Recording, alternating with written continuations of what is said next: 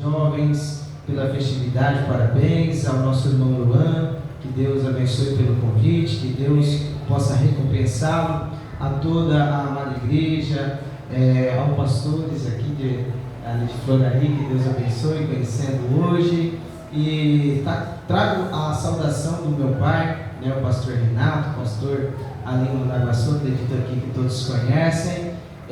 Está comigo, mas deve estar aí por lá de fora, a minha esposa, meu filho, Camila, o Theo, e junto comigo também está a mocidade, os jovens ali. Uma boa parte veio conosco para cá. A igreja ela hoje acabou meio que dividida em 3 frentes. Os jovens veio para cá, os varões foram para uma outra igreja e as irmãs foram para outra. Então ficou bem dividido, né? Mas nós estamos aqui para adorar e exaltar o nome do Senhor Jesus. Mas sem delongas, sem perca de tempo, eu quero que os irmãos abram a sua Bíblia no tema Efésios, capítulo de número 6.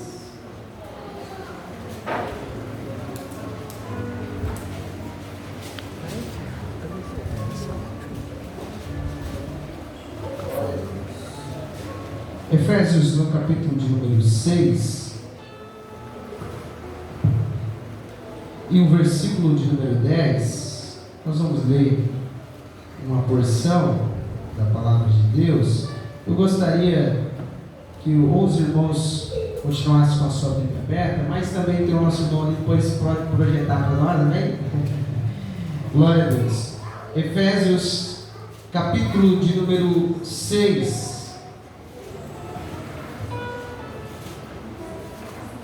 O vento mudou aqui, irmãos. Efésios 6 e o versículo de número 10. Amém?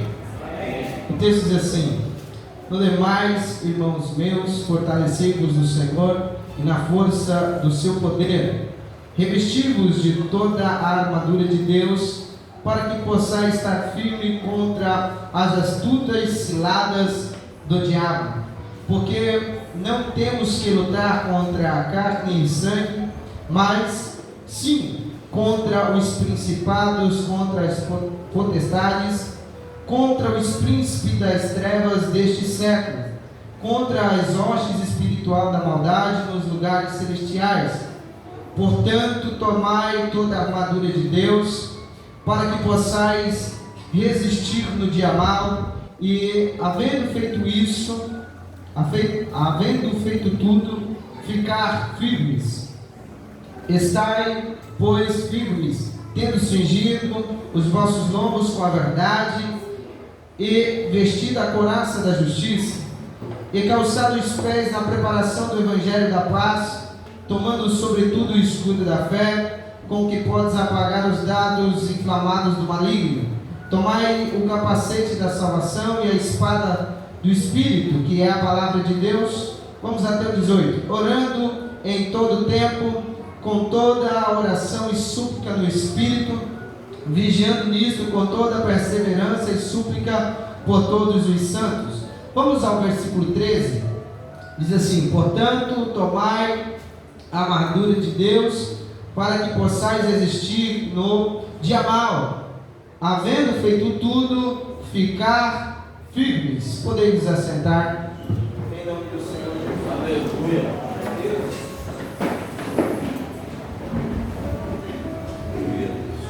Esse é o tema que Deus colocou no coração dos nossos irmãos, e é notório para nós que nós vivemos em guerra, né?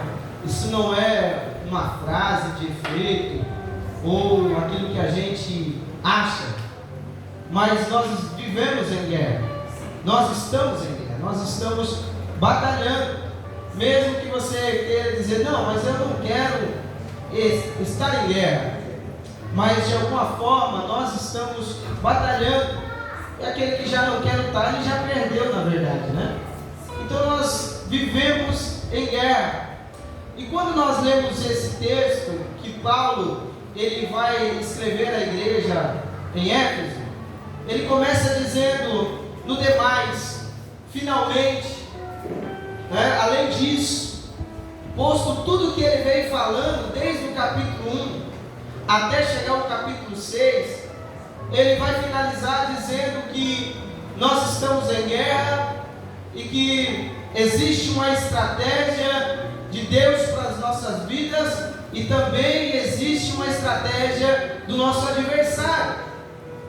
E essa batalha espiritual, que ele é chamado do jeito que você entende, esta guerra, ela está em dois níveis.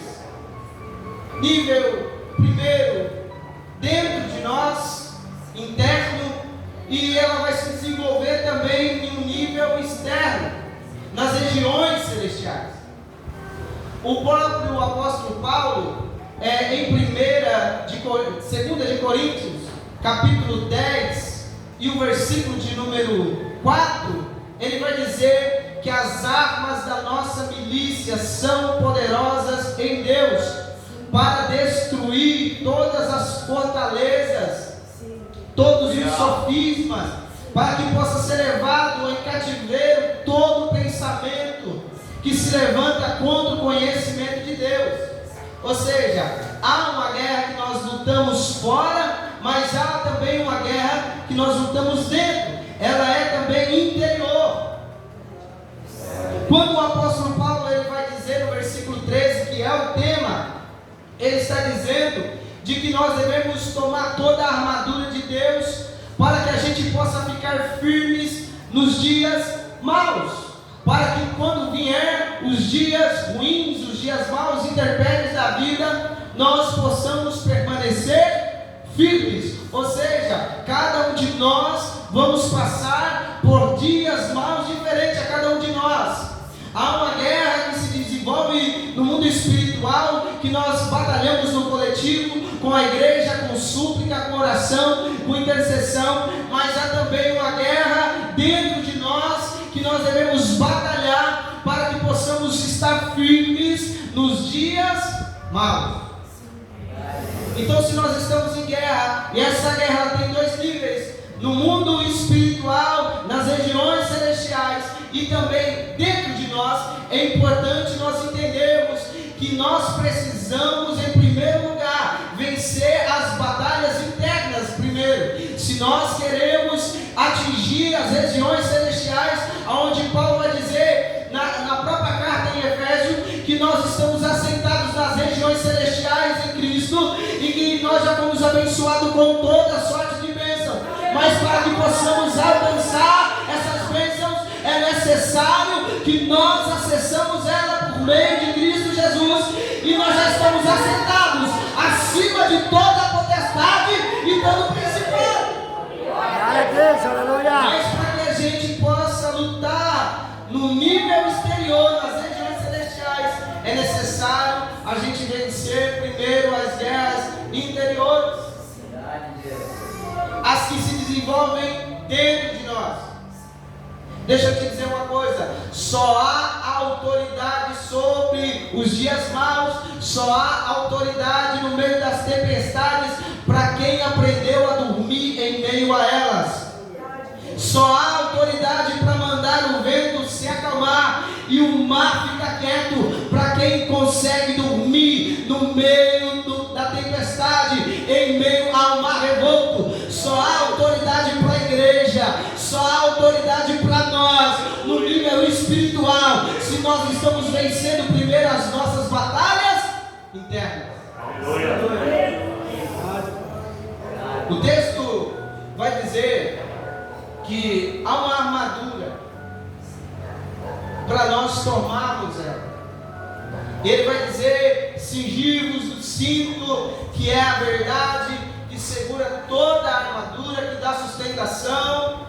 Ele vai falar da couraça, do capacete, da salvação, das sandálias, da preparação do evangelho, do escudo, que é a fé, da espada, que é a palavra de Deus. E muito interessante, cada uma dessas armas, ele vai colocando uma para isso, significa isso. A espada é a palavra, o capacete é a salvação, a espada é a palavra de Deus, o escudo é a fé.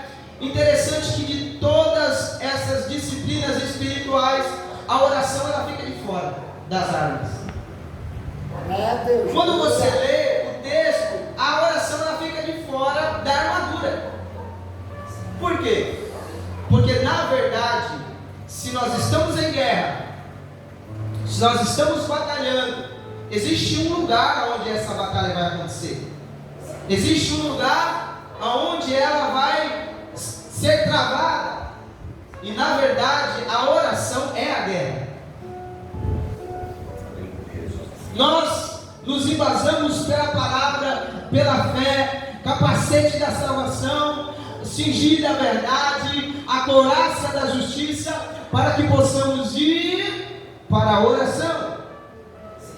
Porque é onde a batalha é travada. É por isso que eu falei que nós estamos em guerra. E aquele que diz que não está participando dela já está perdendo. Por quê? Porque só pode batalhar e guerrear quem estiver em oração. Oração é a guerra.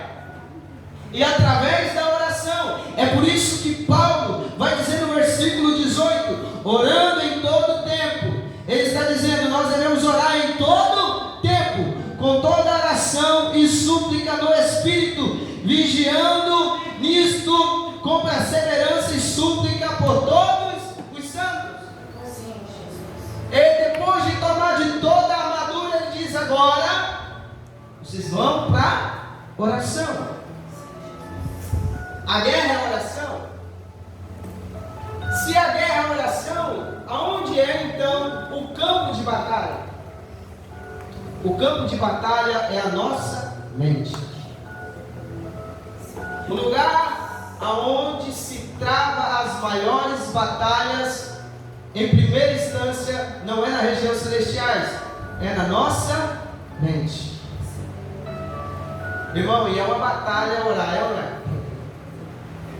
Paulo em Coríntios, quando ele está falando sobre os dons, ele vai dizer assim: vamos fazer o que? Cantar com o Espírito e também orar no Espírito. Nós vamos orar com a mente, vamos orar com o Espírito, vamos cantar com a nossa mente, cantar em Espírito. Ou seja, o lugar onde a gente se organiza para orar é na mente. Talvez você já se pegou cansado algum dia e começou a orar cansado. Quem já fez isso? E logo daqui um pouquinho fez o quê? Pegou no sono, dormiu. Ou se não, fazer igual o irmão, uma vez nós estávamos orando, né? No monte. E nós estávamos lá, o irmão estava meio cansado. Ele começou a orar. Daqui a pouco, Deus abençoa a mala, Deus. Os irmãos pararam de orar, vai viajar, e nem saber o que ele estava falando mais. Porque exige, oração exige o quê? Concentração. Você já começou a orar e daqui a pouco a sua mente foi lá na Bahia e voltou? Já aconteceu isso com você? Exige concentração para que você consiga orar. A nossa mente é o campo de batalha. E Satanás é muito esperto. É por isso que ele quer a nossa cabeça. Foi assim, ele queria a cabeça de Elias, e foi assim que ele queria também a cabeça de João Batista. Mas nessa noite eu quero te dizer que você que entrou aqui, você tem a mente de Cristo. Aleluia, a mente de Cristo está sobre nós, e esse campo para a glória de Deus não será minado, mas será no lugar onde nós vamos travar as maiores guerras, e nós seremos vitoriosos no nome de Jesus. Então a oração é a guerra. O campo aonde nós estamos lutando é a nossa mente. Queria que você projetasse para mim 2 Coríntios capítulo 10, versículo 4. Nós já lemos, mas eu quero ler com vocês de novo aqui. Porque as armas da nossa milícia não são carnais, mas sim poderosas em Deus para a destruição das fortalezas, destruindo os conselhos. Tem alguma versão que vai dizer sofismas, e toda altivez que se levanta contra o conhecimento de Deus, levando cativo todo o entendimento à obediência de Cristo. Toda a nossa arma. Quais são as armas? Efésios 6. As armas da nossa milícia são poderosas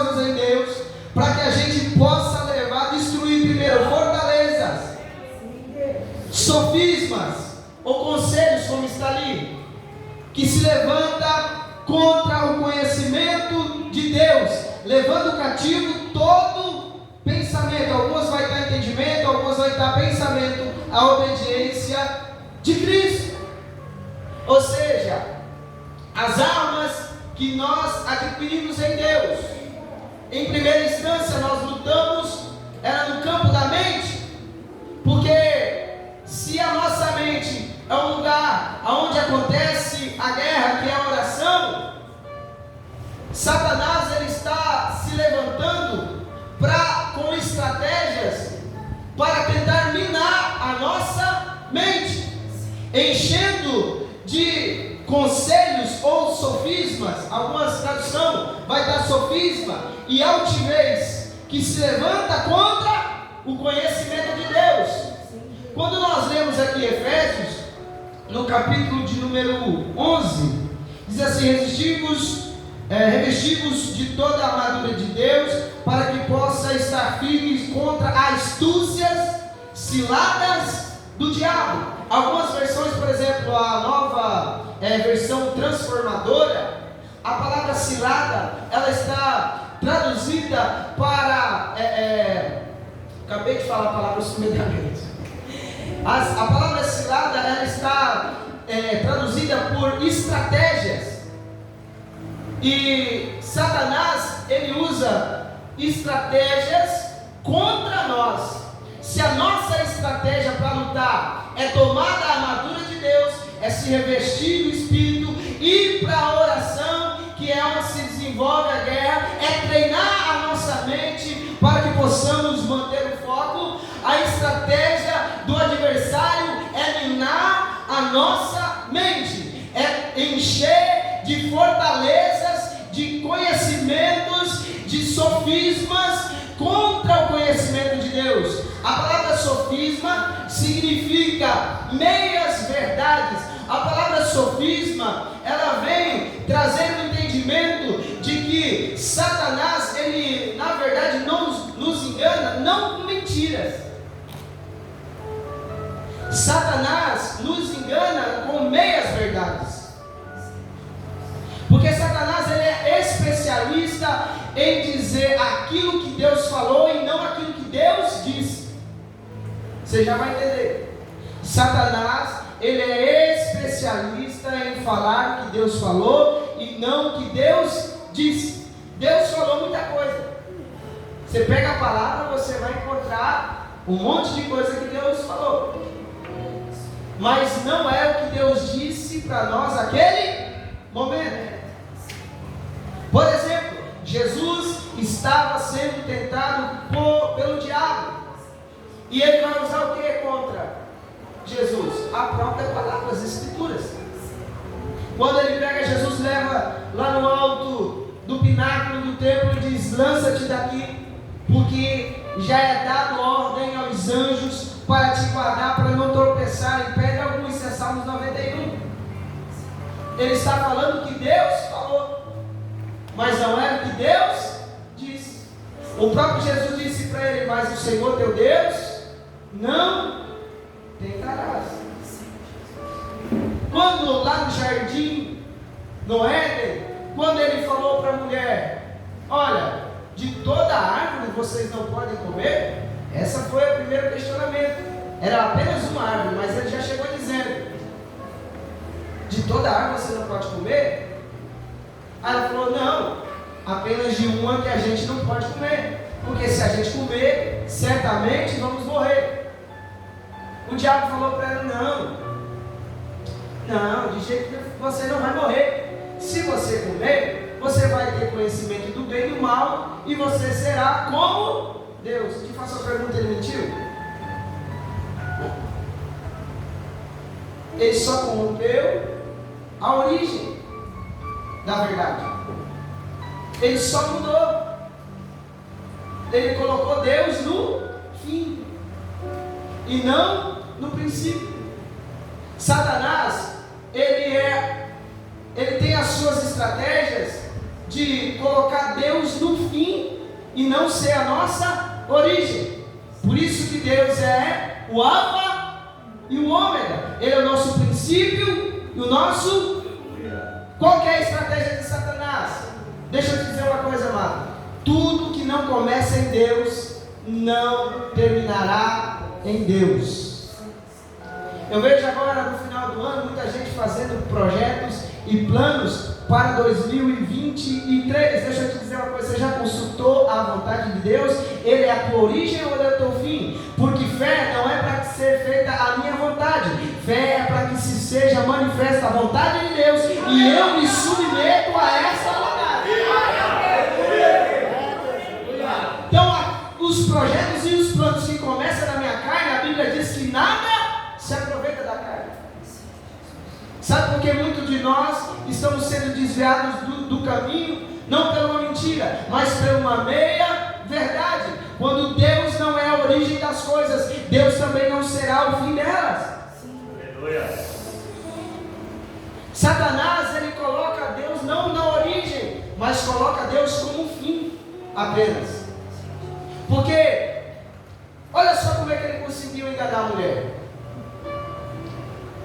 Se você comer, se você fizer, então serás. O que Deus falou? Você não precisa fazer nada, você já é a minha imagem e semelhança. Então Satanás, não, você precisa fazer para ser.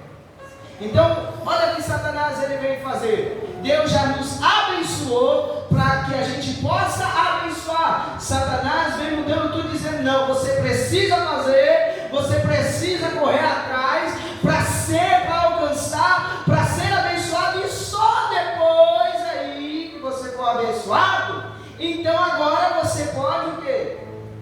Abençoar o quê? Continuar rendendo bênção para si mesmo. Deixa eu te dizer uma coisa.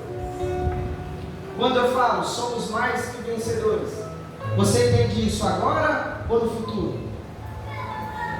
Tem que ser agora, mas. Porque não está falando, seremos no futuro. É agora. Deixa eu te dizer uma coisa. Nós já fomos abençoados, amém?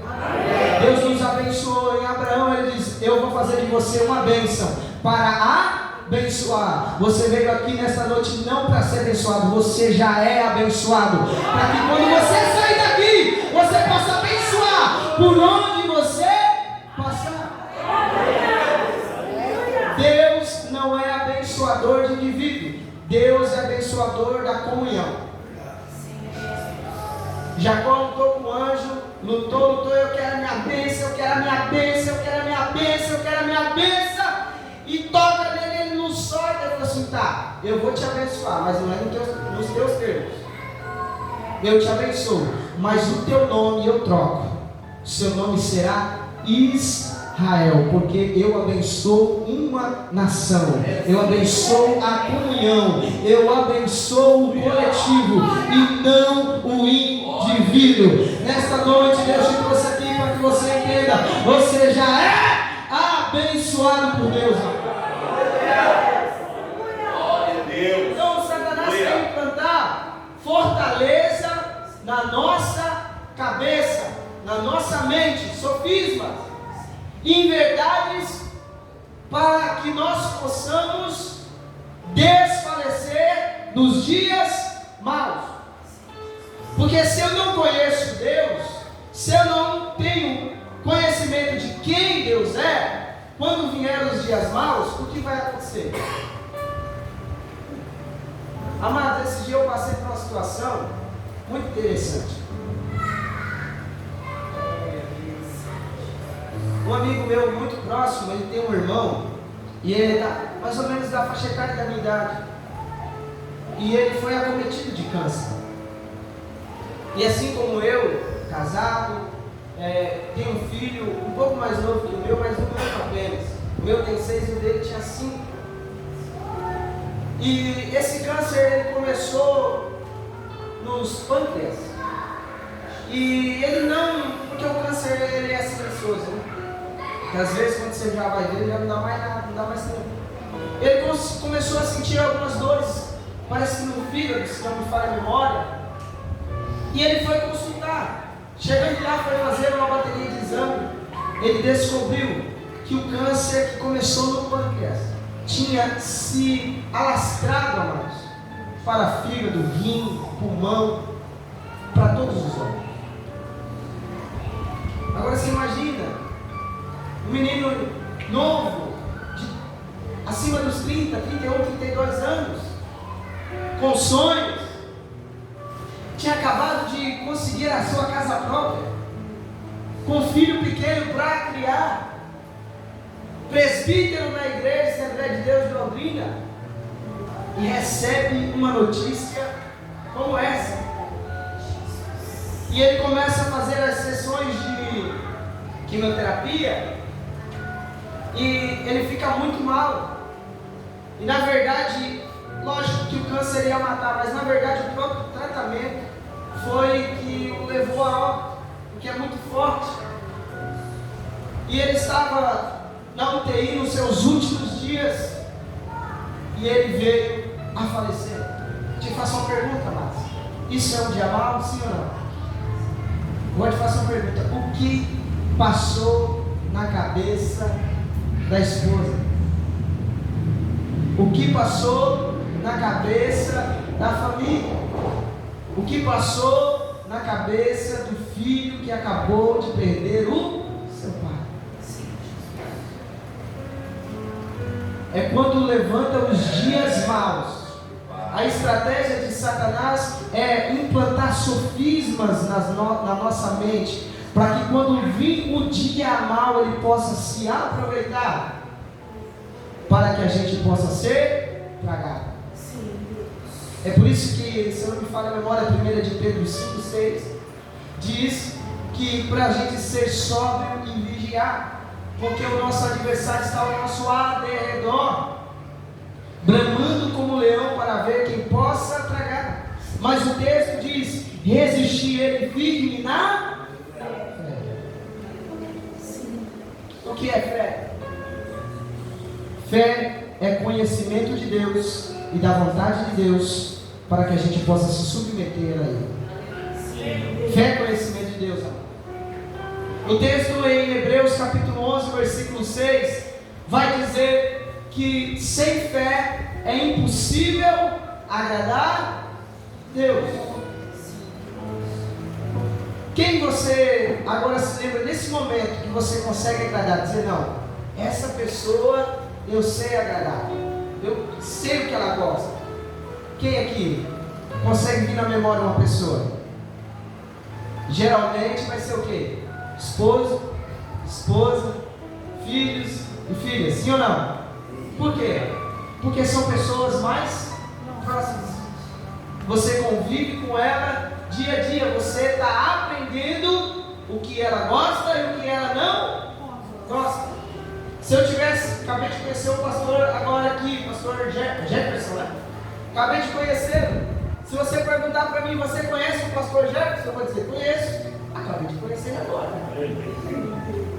Mas se você perguntar para mim: conta a história dele, eu sei. Então há níveis de conhecimento. Mas se você perguntar: irmão, são pastor da igreja? Sim? Amigo muito tempo? Se perguntar para ele a história do pastor, o pastor que também conhece há muito tempo, se perguntar: sabe quem é? Conhece a história. Mas você conhece, um dos dois conhece a vontade dele? Talvez você conhece nominalmente, conhece por história, historicamente, mas talvez a vontade, quem vai conhecer? A esposa. A esposa está aqui, pastor? Está ali, é a esposa. Ela sabe. Quantos anos você tem de casar?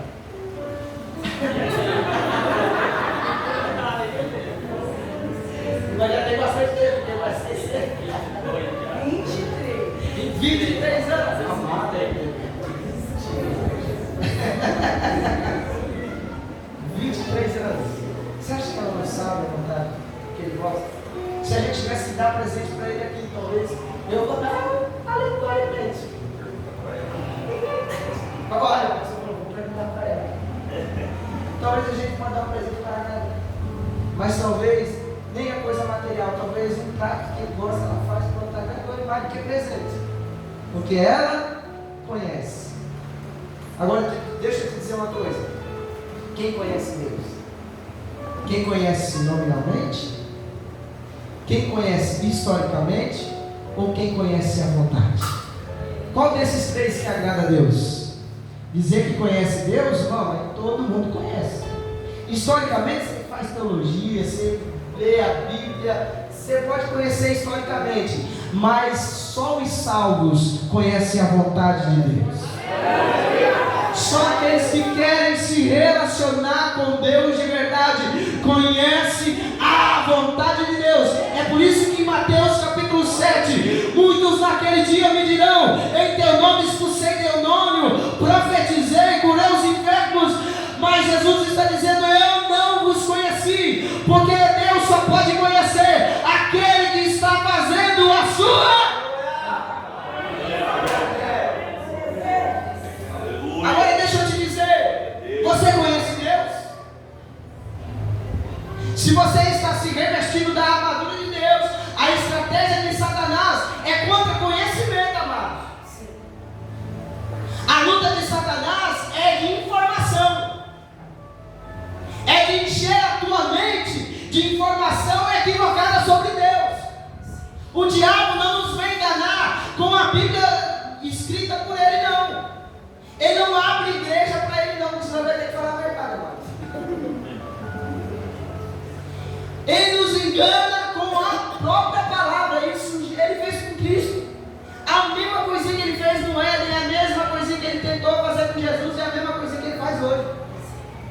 É inverter as coisas, é nos enganar. A palavra diz que nos últimos dias, em Mateus 24, que ele ia quase enganar os escolhidos. Ele não engana com mentira, ele engana com meia-verdades. A nossa guerra é de informações. Deixa eu te dizer, quem conhece Deus de verdade passa pelos intempéries da vida inabaláveis. Porque o texto está dizendo que nós devemos tomar de toda a armadura de Deus para suportar o dia mau. Porque é no dia mau que vem as informações equivocadas sobre Deus. É no dia mau que se levanta as fortalezas contra o conhecimento de Deus. É no dia mau é que se levantam os sofismas contra o conhecimento de Deus.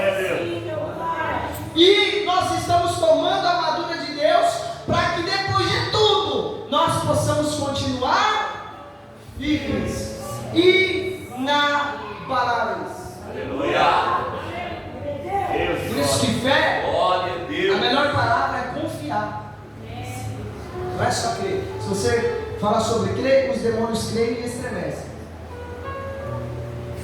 Mas confiar é diferente. Confiar é você ver alguém atravessar um cabo de aço lá em cima, fazendo um malabarismo, e você dizer: bom, eu acredito que ele atravessa. É crer. Agora confiar é você ir lá em cima no colo dele para ele passar. Aí o negócio é outro. Crer em Deus, nós cremos. Agora se você confia e descansa nele. Aleluia. Porque é no dia mau, amados. É no dia que vem a notícia ruim. É no dia que vem um laudo médico como esse dizendo que você vai morrer. E aí é que vai ficar aqueles que são inabaláveis. Aleluia. E deixa eu te dizer, os intempéries da vida vêm para que aquilo que é abalável na nossa vida possa cair, para que sofismas e fortaleza sejam destruídos na nossa mente, para que possa ficar apenas o que é verdadeiro, aquilo que é inabalável. Fique tranquilo, meu irmão. Se está acontecendo algo na tua vida que você não tem controle, você está dizendo: eu estou perdendo isso, estou perdendo aquele outro, isso era para cair, então deixa cair, para que o que é verdadeiro se torne verdadeiro e se torne mais firme ainda na tua vida. Porque aquilo que é para sair da tua vida vai sair, porque é abalável, mas aquilo que é inabalável vai permanecer para a glória de Deus. Deixa eu te dizer, a melhor coisa é que a casa cai logo, do que lá no fim você 7, não te conheço. Se você está colocando, edificando sobre a areia, a melhor coisa é que ela caia logo. Que você possa edificar sobre a rocha. Mas eu vou te dizer uma coisa. Deus, é uma palavra meio estranha, calma que você vai entender. Deus está doidinho para nos frustrar. Você vai entender. Esse dia eu estava gravando um vídeo sobre isso, sobre frustração. Frustração, amados, é gerada pelas nossas expectativas. Muitas vezes a gente tem expectativa, a expectativa fala muito das nossas vontades. E deixa eu te dizer, amados, enquanto você querer viver a sua vontade e não a vontade de Deus, Deus precisa te frustrar. Os dias maus se levantam muitas vezes, amados. Sabe para quê? Para nos alinhar. Para que aquilo que precisa ser derrubado na nossa mente caia. Você vai aprender a valorizar a frustração a partir de hoje. Porque elas que vão determinar as vitórias do amanhã na tua vida. Frustração, amados, fala de alguém que está querendo viver a própria vontade. Fala de alguém que não quer se submeter à vontade de Deus. E a oração que Jesus nos ensinou é: seja feita a minha vontade ou seja feita a vontade dele. Amados, como pode alguém, olha só, como pode alguém conhecer a vontade de Deus para a vida dele e ele ir embora frustrado? Por quê? Porque ele quer colocar a sua vontade acima da vontade de Deus. Naamã,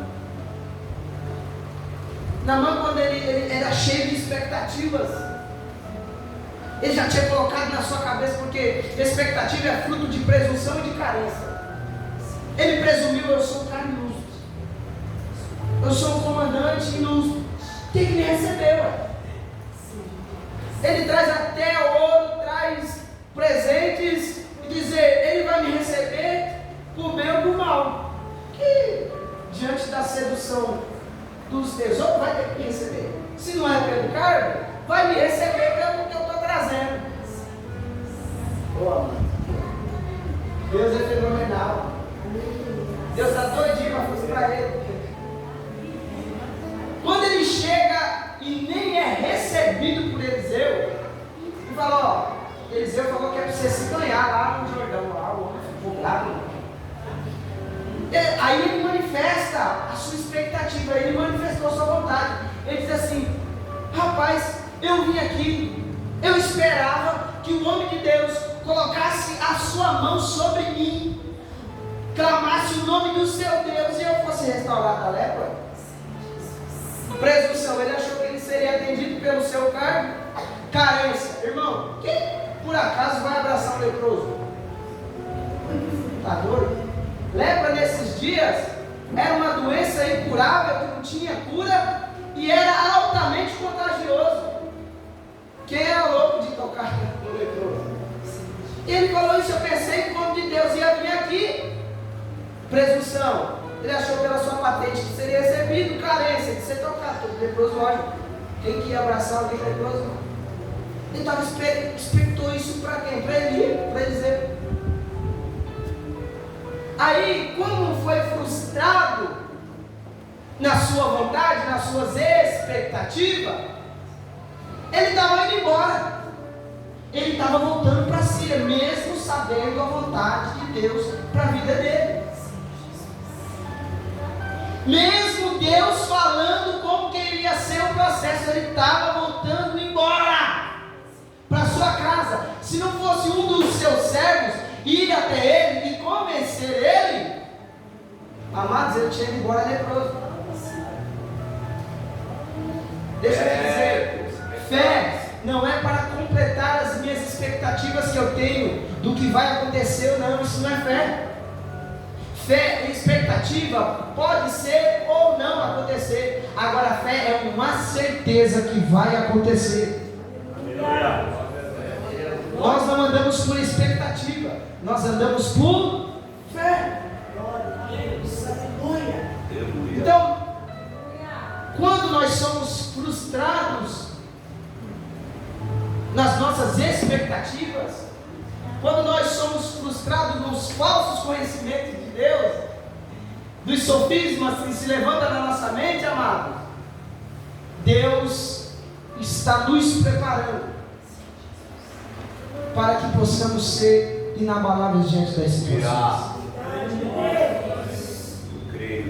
Porque, como eu disse, só há autoridade sobre os intempéries da vida, sobre a situação difícil, quem consegue dormir no meio delas. E como eu disse, fé é conhecimento de Deus. Eu faço uma pergunta: quando os discípulos estavam no barco e veio a tempestade, os discípulos se apavoraram. Jesus estava o quê? Dormindo. E o interessante é que quando eles acordam o mestre, a resposta de aqueles camaradas é experiente, porque pelo menos Pedro, Tiago, João e André, eles eram pescadores, já tinha passado por tantas situações como aquela muitas vezes, mas aquela estava assombrosa, ao ponto de chegar até o mestre, acordar ele e dizer: mestre, o senhor não compadece de nós? E Jesus dá uma resposta, amados, que parece ser um pouco insensível. Vocês não têm fé? Bem assim. Amados, aí quando Jesus acalma a tempestade, revela o nível de conhecimento que eles tinham de Jesus. Quando Jesus acalma a tempestade, um olha para o outro e diz assim: quem é este? Estava andando com Jesus, conhecia por nome, mas ainda não conhecia a vontade. Agora deixa eu te dizer uma coisa: qual que era a diferença dos discípulos para Jesus? É que os discípulos ainda não conheciam Jesus perfeitamente. Agora Jesus conhecia muito bem o Pai. É por isso que ele dormia tranquilo, porque tudo está no controle de quem? Glória a Deus. Aleluia. Louvado é o nome. O dia mau vai vir para todos.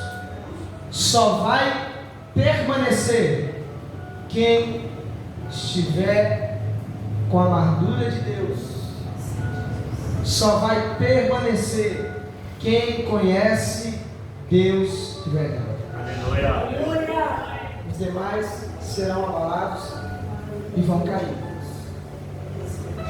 Agora, para a gente já caminhar para o fim, o interessante é que, imagine, quem é que já teve um dia mau? Quase todos nós temos um dia mau, de uma notícia ruim. Amados, eu fico imaginando o que passou na cabeça lá do meu amigo, da mulher dele, sobre Deus. Porque o que Satanás ele quer afetar, o sofisma que ele levanta na nossa mente, as fortalezas, é dizer que Deus não nos ama. Se o maior mandamento é amar a Deus, e o amor ele contempla toda a lei, o cumprimento da lei, é o amor. É amar a Deus com toda a tua força, com toda a tua alma, com todo o teu entendimento. Quando vem uma notícia ruim, como essa, como fica o nosso entendimento do amor de Deus para conosco, do nosso amor para com Deus? Porque, irmão, é interessante isso. Naquela mesma semana, se ele morreu na terça-feira, naquela mesma semana, nós estávamos ali no Cidade Alta, né?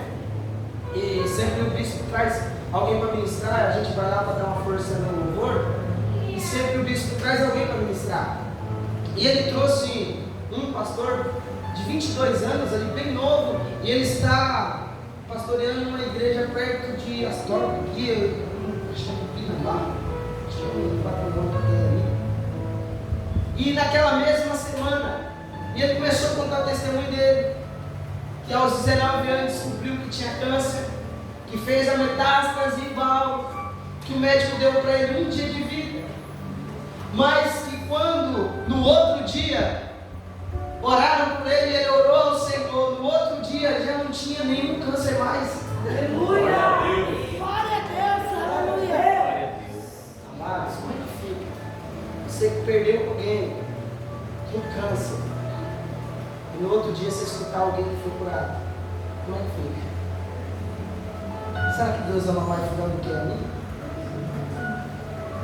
Porque eu tenho certeza que alguém aqui padece de doença, que alguém foi curado. Alguém aqui perdeu alguém. No Covid, por exemplo, teve gente, a minha mãe, foi lá no último, mas Deus tirou. Mas quanta gente perdeu aqui, gente, pro Covid? Como é que fica a nossa mente, o nosso entendimento do amor de Deus para conosco e o nosso amor para com Ele? Porque Satanás, tudo que ele está querendo nos fazer entender é que Deus não nos ama. É que nós estamos fazendo alguma coisa de errado para que Deus possa amaldiçoar tanto assim. E amados, é interessante isso, porque quando você vai conversar com o desviado, é exatamente isso. Só existe ateu porque um dia creu. Mas quando passou por um intempério como esse, deixou de acreditar em Deus. Na verdade, amados, nós precisamos entender que o Evangelho, a pregação do Evangelho, é dizer que não é um cumprimento de regras, uma lista de regras para ser cumprido, para poder amar a Deus. Não. O Evangelho é uma boa notícia. Ele nos amou primeiro e por isso que a gente possa amar Ele. E é por isso, amados, que a oração sacerdotal de Jesus, em João capítulo 17, versículo 31, ele diz: Pai, eu quero que o Senhor coloque o mesmo amor com que o Senhor me ama, que esteja neles também. Porque quando, amados, eu entendo o amor de Deus para a minha vida, e o amor de Deus é incondicional. Se tiver condições, não é amor. É incondicional. Deus nos ama incondicionalmente. Agora, para nós amar incondicionalmente Deus, porque tem muita gente que põe a condição para amar. Ele coloca a condição para amar Deus, para amar o próximo, para amar a esposa, para amar o esposo. Deixa eu te dizer, só existe um amor, que é incondicional. 1 Coríntios capítulo 13 vai dizer sobre o amor. Ele não busca os seus próprios interesses, ele tudo suporta. Aí a palavra de Deus vai dizer que nós devemos amar a Deus incondicionalmente. Aí tinha uma brecha na lei. Qual era? O segundo, amar o meu próximo como a mim mesmo. Não podia ter condição, porque é conforme eu me amo. Aí Jesus vem e diz: eu dou um novo mandamento, João 13, 34, 35. Que deveis amar uns aos outros como eu os amo. É incondicional. Não tem condição para amar teu irmão. Se tiver, você está se amando através dele. Você está buscando completar nele as suas necessidades, seus interesses. Porque se você ama ele de verdade, meu irmão, se ele fizer ou deixar de fazer, você vai continuar amando ele. Por isso que quando Deus faz, ele é Deus e nós continuamos amando, e quando ele não faz também, ele continua sendo Deus e nós continuamos amando a ele. Aleluia. Aí, parece que vai parar por aí, mas não é. Amar o próximo como Cristo. E o esposo? E a esposa? Efésios também vai dizer um texto um pouquinho antes ali, que nós devemos amar as esposas como Cristo amou a igreja. Pronto, acabou. É incondicional. Se tiver condição, você está amando por condição, então você não ama ela, você se ama através dela. E ao contrário é a mesma coisa. O Evangelho é a capacidade capacidade, amados, de trocar o nosso coração, porque nós só podemos amar incondicionalmente se Deus colocar um outro coração em nós. O Evangelho não vem mudar o seu comportamento, o Evangelho vem para transformar o teu coração, te dar um coração novo, para que você possa amar a Deus e o teu próximo. Deus, o Senhor é maravilhoso. É uma troca, uma substituição. É trocar esse coração nosso que é corrompido por um incorruptível. Se for de pé, eu quero finalizar. O Senhor é maravilhoso.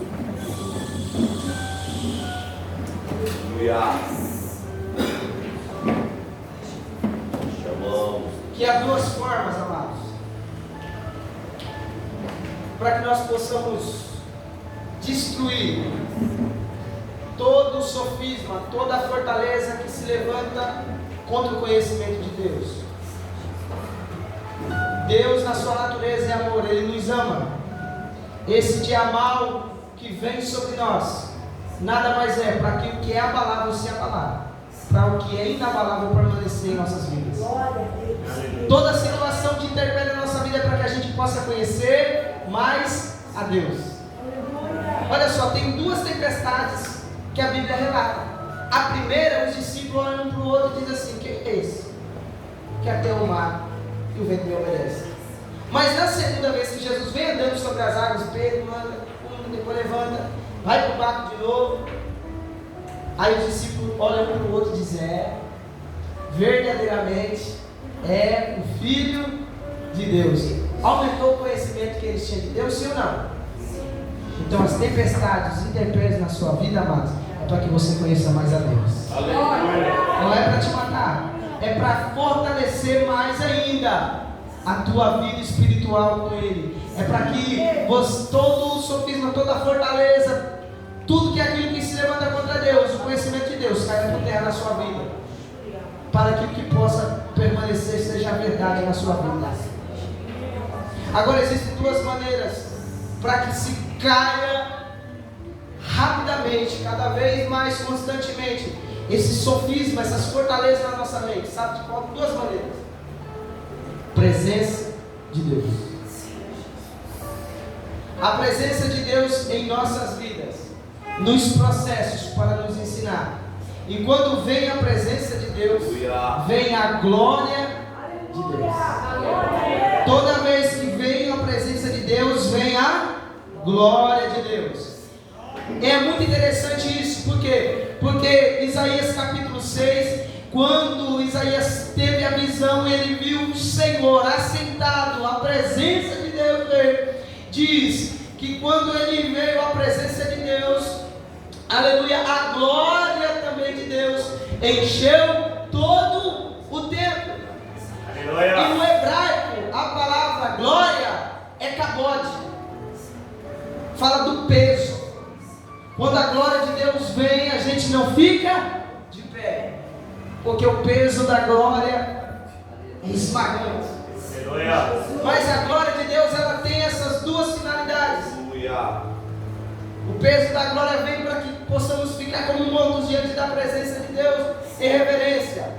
Mas no Novo Testamento, a palavra glória é traduzido no grego por doxa, que significa entendimento. Significa opinião de Deus. Amados, a glória de Deus vem para nos derrubar diante da sua presença em reverência, mas a glória de Deus é opinião, conhecimento de Deus, que faz derrubar, não nós mais fisicamente, mas toda a fortaleza que está na nossa mente cai por terra, porque a glória de Deus inunda a nossa vida. Conhecimento de Deus é o que nós estamos precisando, porque tem muita gente que cai e levanta da mesma forma. Eu quero te convidar nessa noite a cair na sua mente toda a fortaleza que se levanta ao conhecimento de Deus, para que você saia daqui hoje transformado com a mente de Cristo.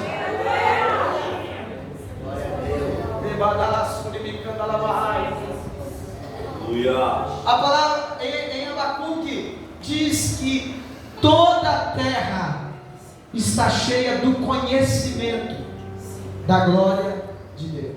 Aleluia. Amados, para a gente já orar, Efésios capítulo 1. A oração, Paulo trabalha Efésios falando sobre engano. Toda hora não deixa ser enganado, porque é pelo engano que vem a ira de Deus sobre os filhos da desobediência. Leia Efésios para você ver. Todo momento ele está falando sobre o conhecimento de Deus, sobre aquilo que se levanta contra o conhecimento de Deus, sobre engano. Todo momento é Paulo exortando os irmãos a não ser enganado. E quando ele vai orar no capítulo 1, a oração de Paulo para os irmãos de Efésio é a mesma oração que tem que estar todos os dias, e é que nós vamos fazer agora. É que ele diz assim: eu quero que venha sobre vocês espírito de sabedoria e revelação do conhecimento de Deus, para que os olhos do vosso entendimento sejam abertos. É por isso que quando em Lucas capítulo 4 versículo 18, quando Jesus pega um rolo lá para ler na sinagoga, em Isaías ele diz: o Espírito está sobre mim, para que eu possa apregoar aos pobres, para declarar liberdade aos cativos, pôr vista aos cegos e colocar em liberdade os oprimidos. Aleluia. Olha só que interessante, nós vamos orar. Primeiro, ele diz: vim para declarar liberdade aos cativos. A liberdade ela tem duas fases: exclamação, proclamação de liberdade. Mas viver liberdade é outra coisa muito diferente. Pôr em liberdade é livrar da possessão, mas viver em liberdade é se libertar da opressão. Aleluia. Tem muita gente liberta da possessão, mas vive oprimido, uma mentalidade de escravo. Amados, para Deus libertar o povo do Egito, Ele levou Moisés lá, as 10 pragas, ponto, declarou liberdade. Mas para tirar a escravidão da mente do povo, amado, foi 40 anos. E não deu certo ainda, só 2 entrou. Então, entre uma liberdade proclamada, nós já somos livres, sim ou não? Cristo nos libertou pelo sangue da cruz. Agora nós precisamos viver de forma digna, livres. E aí é muito interessante, por quê? Você poder projetar Lucas 4:18, nós vamos orar, se o irmão está em pé aí. O que acontece? Lucas 4:18, você consegue projetar para mim? O que acontece? Entre uma liberdade proclamada, o Espírito Santo está sobre mim, pois me ungiu para evangelizar os pobres, enviou-me a curar os quebrantados de coração, a pregoar a liberdade aos cativos, dar vista aos cegos e pôr em liberdade os oprimidos, e anunciar o ano aceitável do Senhor. Você por aí. Olha lá. Apregoar a liberdade aos cativos, declarar liberdade. Depois, dar vista aos cegos e pôr em liberdade os oprimidos. Então, primeiro, ele apregou, declara, mas depois ele põe, vem depois pôr em liberdade os que estão oprimidos. O que está no meio de uma liberdade e outra aí? A cegueira. Entre uma liberdade proclamada e uma liberdade vivida, a figura do que está no meio é o cego, é a cegueira.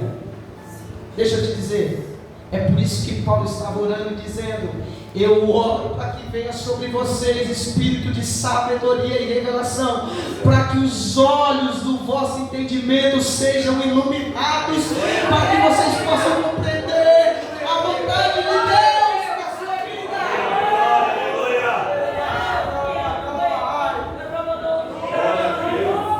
Feche os seus olhos, vamos orar. Talvez você chegou aqui nesta noite, você já entendeu que você já foi livre da cruz do Calvário.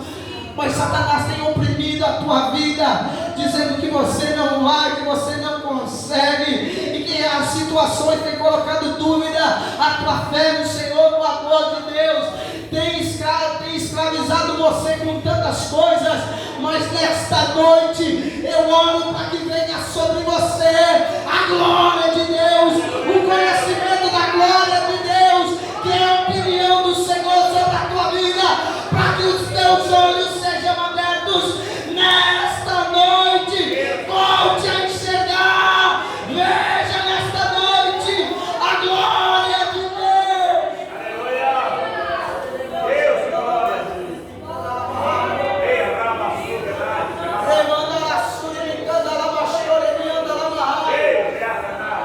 Começa lá, igreja, começa a dizer a Deus, começa a falar dos seus intempéries, começa a dizer, é agora, lança sobre ele toda a nossa ansiedade, coloca nele agora. Talvez você chegou aqui abatido, triste, atacado por Satanás, os intempéries da vida, mas nessa noite eu quero declarar que a glória de Deus está aqui, não só para derrubar você, mas para tirar esses maus pensamentos, para libertar você nesta noite. A cruz nos libertou, mas também nos faz viver em liberdade. O grupo de louvor pode louvar, Senhor. Pai, em nome de Jesus, eu te peço agora, Senhor, sobre a minha vida, sobre a vida da tua igreja. Senhor, nos